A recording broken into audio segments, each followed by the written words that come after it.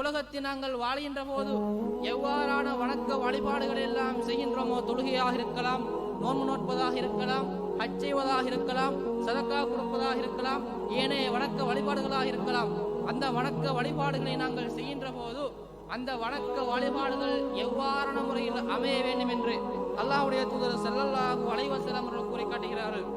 அல்லாஹ்வின் தூதரிடத்திலே கேட்கப்படுகின்றது, அல்லாஹ்விடத்திலே மிகவும் விருப்பத்துக்குரிய அமல்கள் எது என்று அல்லாஹ்வுடைய தூதர் ஸல்லல்லாஹு அலைஹி வஸல்லம் அவர்களிடத்தில் கேட்கப்படுகின்றது.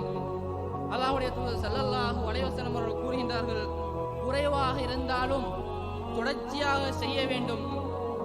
நாங்கள் உலகத்திலே வணக்க வழிபாடுகளை செய்கின்ற போது எமது வணக்க வழிபாடுகள் குறைவான வணக்க வழிபாடுகளாக இருந்தாலும் அதனை நாங்கள் தொடர்ச்சியான முறையிலே செய்ய வேண்டும். அதுதான் அல்லாஹ்வுக்கு மிகவும் விருப்பமான வணக்க வழிபாடு.